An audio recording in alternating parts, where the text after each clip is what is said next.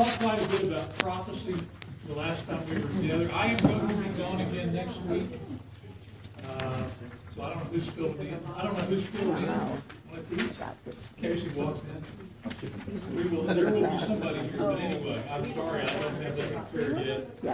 But the last time I was here, we talked about prophets and talked about the fact that prophets primarily are not foretellers of the future. Their purpose is not to lay out a map to the future, but their purpose is to change the way of life of people, their contemporaries, the people that are hearing them.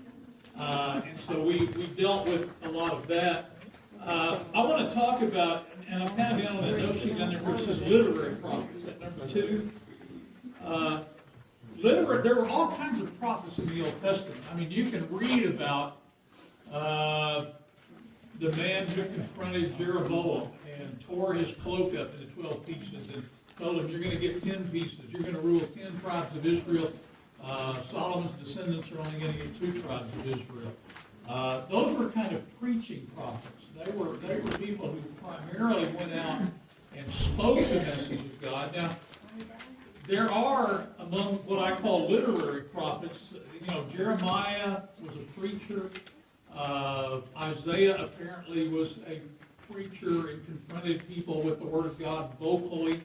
A lot of these prophets, Jonah, different ones are preaching prophets, but they did in some form or fashion, either they or people following them wrote down their prophecies, wrote down their activity. And so you have these books in the Old Testament that are books of prophecy that are written, and sometimes they will reflect real well the vocal nature of preaching. You preach differently than you write. It's just the way it is. I mean, I write extensive notes when I preach, and I work off of those notes.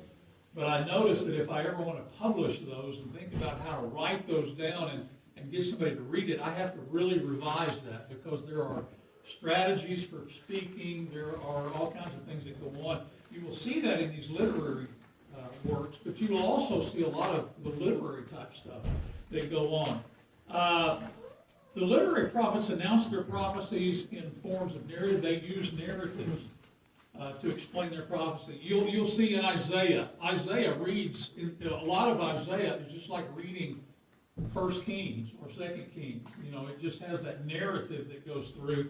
And you can read, for example, about the encounter between Isaiah and Ahaz. And there is a distinct narrative that takes place. A bunch of Jeremiah is a narrative where he tells a story, and you're supposed to get the idea of the prophecy out of the story. Now, there will be other places, like Jeremiah 7, where Jeremiah gets up in front and preaches the temple sermon, and 7, 8, and 9 are all his temple sermon. And so you have a spoken word there that's not really a narrative, but it's placed in a narrative. What other narrative prophecies can you think of? I can think of one more, at least. Ezekiel is a little bit that way. But Jonah is a narrative from beginning to end, and it has this big poem in chapter 2 where the big fish vomits him up on the land, and while he's washing himself off, he sings this big long song. So there's that form of prophetic narrative. They also preach, as I said. They deliver their prophecy. Amos is famous for being famous. I saw that. I didn't really intend that to happen. That was an accident. But anyway, Amos is pretty well known for the fact that he preaches his prophecy, and then it's written down. Jeremiah's prophecies are all written down, that kind of thing. They write poetry. If you read through the prophets, you'll notice that a lot of Isaiah, a lot of the other prophets, Obadiah, some of those prophets are written in poetry form, poetic form, and you'll see those lines as they go through there. The significance of poetry is just that it becomes much more emotional. Poetry is about emotion. It's about word pictures, and getting you really drawn into the feeling of what's going on And we'll talk about that when we talk about Psalms a little bit, but those prophecies usually are much more exciting. Look at the book of Nahum. I quit it. I got to get my computer to talk to me here.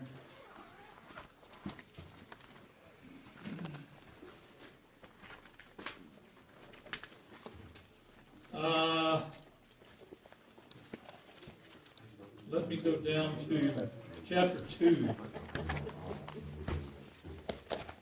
Chapter 2, of course, is translated into English for us, right? I mean, we all, there are very few of us that read Hebrew well enough to be able to read it in Hebrew. But what's really neat about Nahum in Hebrew, English, of course, has this real tendency to make complete sentences. You want to make sure that you speak a subject and a verb and a direct object and all that kind of thing. An attacker advances against you, Nineveh. Guard the fortress. Watch the road. Brace yourselves. Marshal all your strength. That verse there captures fairly well the way the Hebrew reads, because the Hebrew is just like one word. Nahum is just punching it out. And the idea is that in this poetic form that he chooses to use, that you just, you're just going crazy here. The chariot, verse 4, the chariots storm through the streets, rushing back and forth through the squares. They look like flaming torches. They dart about like lightning. Well, when you read that in Hebrew, it's not long statements about anything. It's chariots storming, rushing back and forth, flaming torches. They dart like lightning. The idea is this real punchy, here is a speed, these things going around and destroying Nineveh and taking over Nineveh, and river gates thrown open. It's not the river gates are thrown open, but it's gates open and shield in place, that kind of thing. So you have that kind of poetry going on. So you will run into a little bit of that in some different places. And if you can catch, it may take reading an introduction to the book, or reading maybe a commentary, or looking at a commentary, and just say, what's the flavor of the language in this particular poetry? And that would help to read a book, for example, like Nahum or Obadiah or some of these other explicitly poetic books. There are weird ways of getting information in the prophets. Sometimes they act out their messages. The one that strikes me is Isaiah walking around naked for 3 years. And you think, that's got to be a weird, prophets had it tough. I'm glad preachers, it was bad enough when preachers had to wear suits, but I can't imagine somebody saying, don't wear any suit at all. The guy Fox, I can't remember what his first name was, but the Quaker, the guy that started Quakerism, was known for, he got around one particular village that he thought was particularly sinful, and he took off all his clothes, and there's about 1.5 feet of snow on the ground, and he walks around this village, and he's preaching to this village as he walks around it. Now, that was always a weird scene to me. First of all, you get up in the morning, and you look out, and there's some naked guy walking around out there, and he's yelling his lungs out, and you know what it's like on a snowy day. Everything's just muffled, and so, he can barely get his voice out, but I'm glad we don't have to do that. But Isaiah did that, and he had a real point about walking around. It was about the exile and about how terrible it was going to be when you're stripped of everything. And so there was that kind of thing going. Look at Ezekiel 4, verse 1.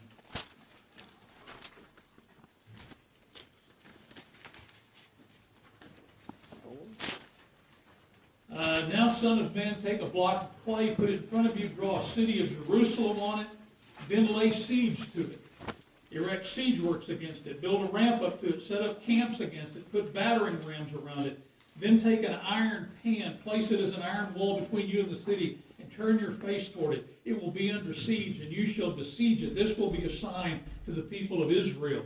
Then lie on your left side and put the sin of the people of Israel upon yourself. You're to bear their sin for the number of days you lie on your side. I have assigned you the same number of days as the years of their sin. So for 390 days you'll bear the sin of the people of Israel. After you finish this, lie down again, this time on your right side, and bear the sin of the people of Judah. I've assigned you 40 days, a day for each year. Turn your face toward the siege of Jerusalem with bared arm, prophesy against her. I will tie you up with ropes so that you cannot turn from one side to the other until you have finished the days of your siege. That's just weird. You know, some guy getting out in the middle of Jerusalem, well, out in the middle of wherever it is he's living in the land of Babylonia, and building a model railroad that he basically destroys, with laying siege to it. But he has to lie on his side for over a year. Can you imagine what that would be like? I mean, these prophets were not just people yelling at people. They were people who actually suffered and really had to deal with that. But they're using all of these weird ways to try to make it really dramatic.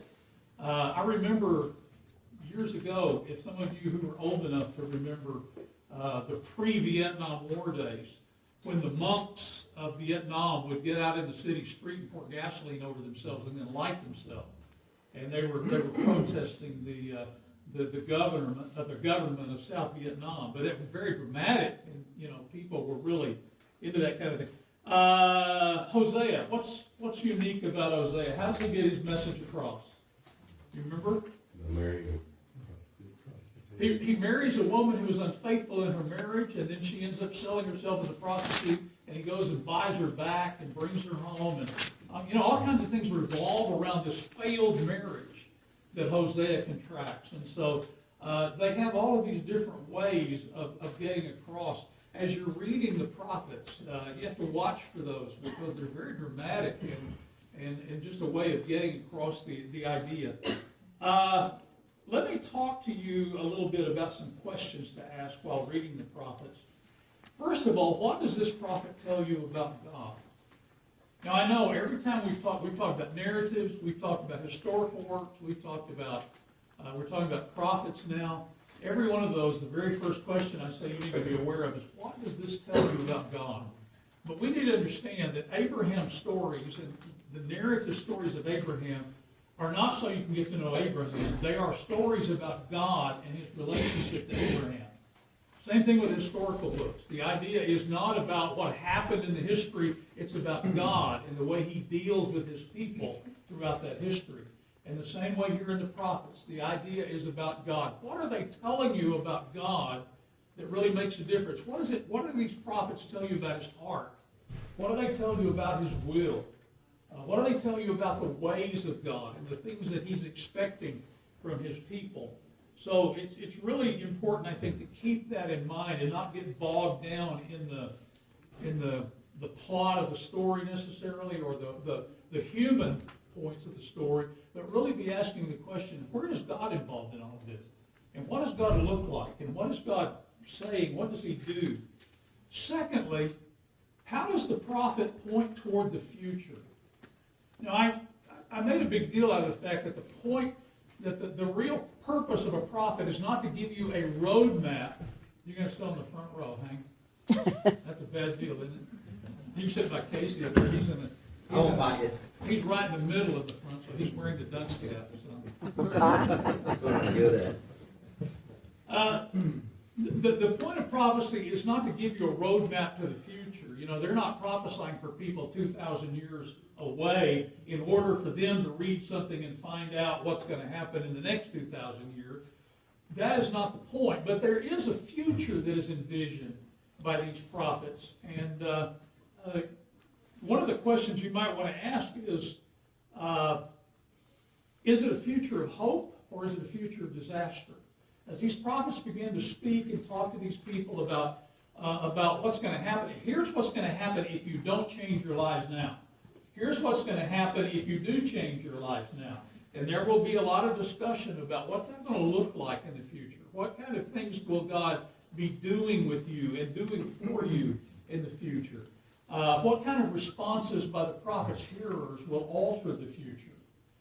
Will change God's mind so that he creates a different future.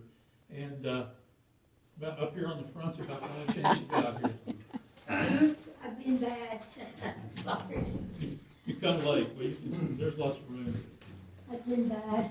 Finally, the third third question is, how does the situation of the prophet's day reflect the situations of our own day? It's kind of interesting to read these prophets and sit there and think about what does it look like in the world nowadays? How would Jeremiah's message be relevant to us? What responses did God demand from those people back in that day? What responses then would he be demanding from us? How should we change our ways in light of what the prophet has to say? So it's not so much reading the prophets to mine doctrine out of them or church order or any of that kind of thing. The idea is, what is God trying to tell us through these prophets that we need to hear, that we need to deal with in our own day and age? The last couple of things I want to talk about. First of all, I wanted to just ask the question, why do the prophets seem so negative? When we think of prophet, if we think of prophetic preaching, what does prophetic preaching look like? What does it sound like? Johnny, what you're doing is wrong. All right, we're going to chew on people. Boy, he was prophetic today. And we get this idea that all the prophets did was stand up here and say, this is what's wrong. They're kind of like bird dogs, they're pointing out here to tell you what's wrong with everything, and then threatening you if you don't change. God's going to bring the hordes of Babylonia on you, or he's going to bring the Assyrians in, or all of this kind of stuff. Why are the prophets so negative? Well, first of all, yeah, they are pretty negative a lot of the time. But why are they negative?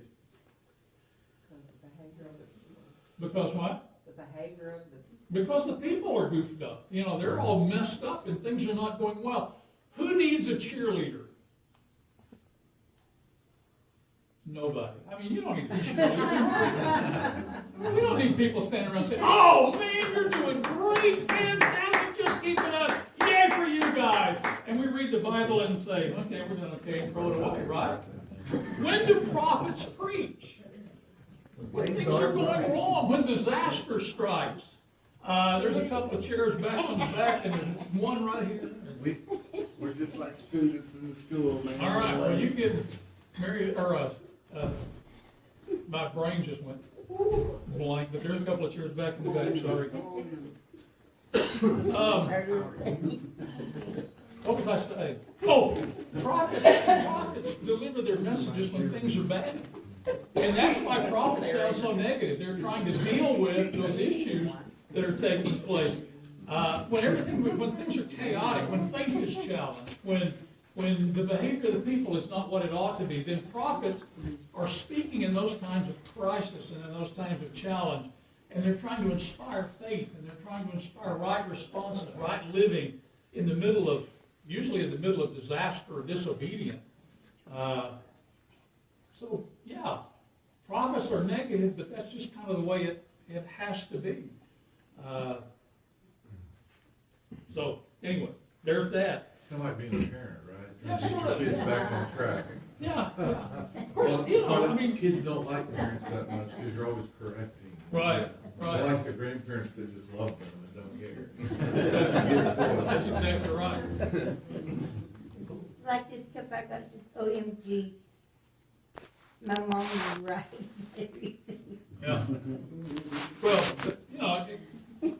that parental analogy kind of has its limits because you do want to tell your kids once in a while, how you're doing good. I care that you're doing good. It's not like God spends a lot of time telling people in the prophets, hey, you're doing good. He does point out, this is where things are going wrong and this is what's going to happen. So yeah, prophets are negative, but that's not a bad thing. Let me talk for just a minute about prophecy in the New Testament, then we'll go on to Psalms. Sometimes in the New Testament, you get very specific predictions from prophecy. For example, look at Matthew chapter 2.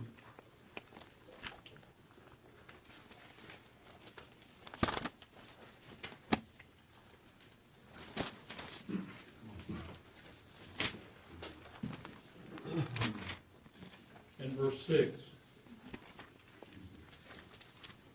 But you, Bethlehem, in the land of Judah, are by no means least among the rulers of Judah, for out of you will come a ruler who will shepherd my people Israel. Why is that there in Matthew 2:6? To be very specific. specific, because there's two towns with the same name. They wanted to separate them.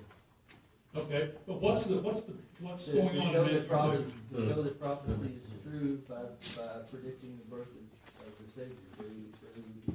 Okay, So that we can look back and say that was the right prophecy. all right, the Magi have shown up in Jerusalem, and they said, hey, we saw the star in the east, while we were in the east, and we know that there's a new king of Israel born, and Herod gets all worked up because he thinks he's the king of Israel. And so he goes to the chief priests and teachers of the law, and he said, where's the Messiah to be born? And they say, well, in Bethlehem. And why do they say Bethlehem? Because of this particular prophecy. It's a very, to them, it is a very specific prophecy. But you, Bethlehem, in the land of Judah, are by no means least among the rulers of Judah, for out of you will come a ruler who will shepherd my people Israel. That's a prophecy that is contained in Micah chapter 5 and verse 2. The primary point of that is that the future leader, the ultimate leader of Israel, is going to come from the line of David. And where was David born? Bethlehem. And Bethlehem has fallen on hard times. A little tiny backwater town that doesn't look like it's worth anything. But out of that is going to come this ultimate ruler of the Jews, this rescuer to establish a new golden age. And Matthew takes that prophecy, or these chief priests and elders and teachers take this prophecy and say, that's where the king is supposed to be born. And where was Jesus born? In Bethlehem, yeah, okay, all right. So there is that. Sometimes there are very specific predictions that are contained in there. Sometimes it's a sort of parallelism, the use of a prophecy. It's like a fulfillment. There's a fulfillment in the past, and then there's a fulfillment in the future, or in the whatever the present is of that particular passage of Scripture. And it's not necessarily a specific type of thing, but it's kind of a more generalized, this is the way God acts kind of thing. Look at Matthew 1:23.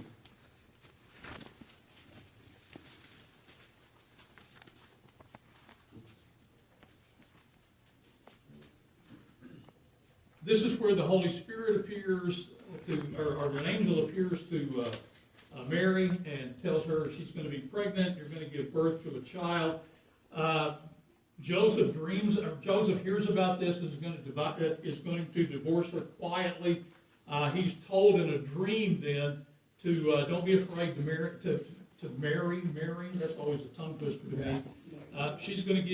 She's going to give birth to a son. You're to give the name Jesus because he will save his people from their sins.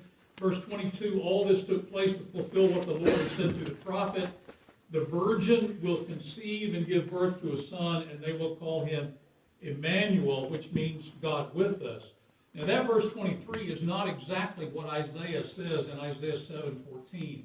He does not say, Isaiah does not announce to Ahab, the virgin will conceive and give. What he says is the young woman will conceive and give birth to a son, and you will call him Emmanuel. He is prophesying the birth of a child during the days of Ahab.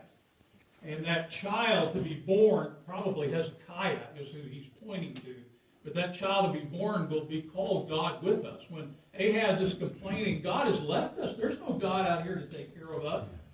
God is with us. But Matthew sees it through the Holy Spirit, seizes on this particular passage, and he takes a meaning out of Isaiah. That word young woman in Isaiah can also point toward a virgin. It doesn't necessarily mean a virgin, but Matthew takes it as meaning the virgin will conceive. Mary is a virgin, never been married, and she will give birth to a son, and they will call him Emmanuel. What was Jesus' name? That's a trick question. What was his name? His name was Jesus. His name was not Emmanuel. Nobody calls him Emmanuel. He is never addressed by the name Emmanuel. But how is his life characterized? He is God with us. I mean, the gospel writers are wanting to say God is with us and God is here with us. And so there is that prophecy, but it's more of a general type of fulfillment, rather than just a specific, this is what Isaiah was pointing to. Isaiah was pointing to something he didn't even know about. He was just, telling Ahaz it's gonna be okay, everything's gonna work out fine. As a sign, some woman in your household will give birth to a child. They'll call him Emmanuel, that'll be God with us. Hezekiah apparently was the same kind of character in the days of Isaiah. But nevertheless, it's a different kind of fulfillment rather than a specific hardline prophecy the way that you got that one in Matthew 2 and verse 6. Sometimes a fulfillment means this is like what the Old Testament teaches. Jesus is like God in the Old Testament. And so there will be quotations of Scripture where Jesus is like God. He acts like, this is what we'd expect God to do from the Old Testament. That's what Jesus is doing. And they turn that in terms of the prophecy. You have the suffering servant passages that are kind of generalized fulfillment. This is the way suffering servants, this is the way good people in the midst of these evil ways of doing things in Israel acted, and God, Jesus does exactly that. He is this kind of leader. All in all, here's the caution that I would give you. We are better off letting the New Testament tell us about fulfilled prophecy than mining the Old Testament for specific prediction. So don't go reading the Old Testament prophets and trying to, thinking that it's going to somehow give you indicators in the New Testament, point toward the New Testament all the time. It may not, probably won't. You're better off just to go to the New Testament, and when Matthew says, this is what was predicted, okay, now we know, okay? Here's a prophet. This is in fulfillment of prophecy. Now we know. That kind of mindset will kind of get you in trouble occasionally. Let's go to. I'm afraid to let you talk about that because we'll be here all day. What I want to do is go talk about the Psalms. There we go. We're going to talk about the Psalms a little bit now. Okay, you ready to switch gears?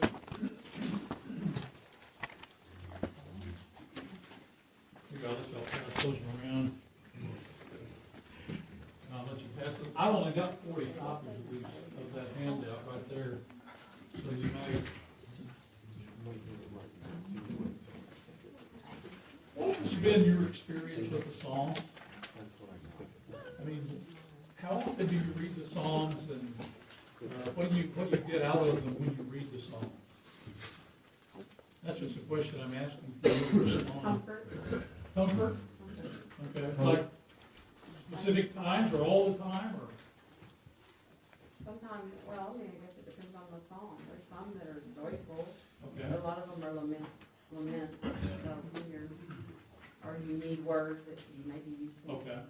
David's, there's laments that I couldn't say that they feel, I feel that way. Okay, all right. You kind of match your emotions? Yeah. Occasionally? Okay. That's comfort. Not all the time. I mean, sometimes you read a psalm and you just think, that ain't got anything to do with me. And you just go on to the next one. So. I think there's people that like to read poetry, and then there's me. And so, like, a lot of times I just read psalms or like any poetry, and I'm like, okay, it just doesn't speak to me. I think maybe because of my own ignorance of that kind of literature. Okay, well, I don't think that's ignorance necessarily. They're just time. I'd rather read a good novel than to read Paulo Gibran or even Robert Burns. I read Shakespeare quite a bit, but mostly I read Shakespeare just because I want to brag about the fact that I read Shakespeare. It's partly a challenge to try to figure out what in the world is he even talking about. But Shakespeare's all poetry, but boy, it's hard to get poetry out of Shakespeare.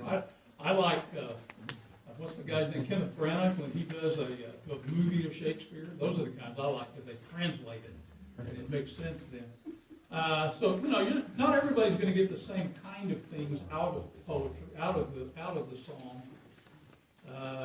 Analyzing poetry is the pit. Remember going to English class and they wanted to rip the poetry apart? Of course, what they were trying to do was teach you how to read poetry, and nobody ever taught me how to read poetry. They just taught me how to hate poetry. But that's just one of the natures. But where's Susan? Susan Allen, is she in here? No, Susan, I know, I know, it's like, you're an old English teacher, what's what's teaching like for life? He met an English teacher. You're a former English teacher.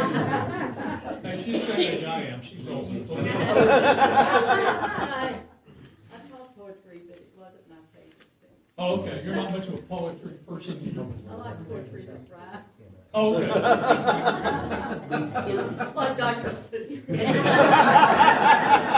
Now, here's about our level of poetry. There was a young man from White who traveled faster than light. He left home one day in a relative way and returned on the preceding night. You know, that's kind of the way we think of poetry. It's hard to read. Now, I can tell you a story. I'm almost ashamed to tell you this story, but I knew a girl one time who read Rod McEwen. Her favorite poet was Rod McEwen.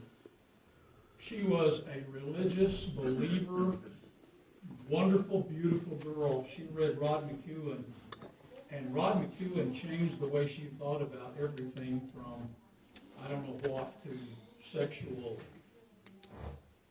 stuff. You know, I mean, she just became a loose girl and did things that always shocked me. That, now, I'm not talking about Lynette either, okay? It just shocked me what she was willing to do with boys, with men, because of her reading of Rod McEwen. Isn't that fascinating that she'd be that influenced by poetry? And I knew her rather well. She was somebody that I knew was very close to. And it just, that's what poetry will do for you, though. I mean, it will change your perspective on things. Yeah, Tommy? It seems the last few days when we're reading there and reading, that the way you've been presenting the prophets, that there's just an awful lot from the Psalms that to me similarly relates that same way. I mean, that in the way you're presenting the prophets, a lot of it is prophetic. Whether it's David about himself or one of the other prophets about what's going on, but it's a lot the same way. You know, here's what's been said, here's what's going on, here's what's happening, as well as the praising part of it. Okay, all right. I wondered if the Psalms would read differently if it was like, this happens in Chronicles, David does this in Chronicles, and then he writes this. You know, where instead of like just this big Put the context on the song. Yeah, I think maybe that's part of the problem of understanding the Could be. Psalms is That's the way Smith presents it in this Bible study. Okay. This is going on with David right here. Right. Yeah. But we could think of songs are poetry, and songs are very effective. I mean, most of us have some reaction to songs, for all kinds of songs. Yeah. But that can be very moving and powerful. I grew up in the golden age of protest music. The Vietnam War is going on, and these guys are writing. I make it, it's a sideline of mine. I go through and collect protest songs. I'm fascinated by those. You know, a lot of Creedence Clearwater, big protest movement. Bob Dylan, a lot of protest music. A lot of folk music is protest music. But it really shapes. How many of you are parents that really monitor what your kids listen to on the radio? Okay, all right. Yeah, I think pretty much all of us, we're trying to figure out what in the world are they saying there? What kind of influence? Music influences the way we think about things. Music has a very powerful, especially very popular music, singable music. And that was the next question I was going to ask, because the book of Psalms is a collection of songs. It's not a collection of poems, it's a collection of songs. Now, what's the difference between a song and a poem? And you can look this up on Google if you want. You get all kinds of interesting stuff going on. But what's the difference between a song and a poem? One's meant to be sung. Do what? One's meant to be sung. All right. One's meant to be sung. Now that's very significant. That seems trite, but that's pretty significant. How many of you stand around while you're washing dishes and you're saying, to be or not to be? That is the question. Or are you sitting there thinking, and that music is going through your mind? Right now, the music going through my mind is Absolutely Right by the Five-Man Electrical Band. It was a song that was put out about, it's the best song. Signs is the one that everybody thinks that Five-Man Electrical Band did that was good. That's trash. The good song is Absolutely Right, and it came out on their second album. I heard a fragment of that song about 4 days ago, and it's been running through my mind. I played it 5 times on Alexa last night, trying to get it out of my mind. It didn't work. I'm still sitting here. But that's what songs do. They tend to stick with you. They get down in your... When you have an earworm, you don't have an earworm about, I have a dream, you know, and as significant as that speech is, and as poetic as that speech is, you're not standing around repeating that all the time. What you're thinking is, I heard that song on the radio yesterday, and it's just going through my mind over and over and over and over. So that business of singing is big. What else differs between songs and poetry? A poem. Maybe not poetry. Songs are a form of poetry, obviously. What else is different? Well, length sometimes, obviously, All right. you don't sing epic poems. Okay, right. Some poems are long. Evangeline. You have to suffer through Evangeline in high school like I did. That's a long poem. Longfellow wrote Evangeline. It's about Cajuns.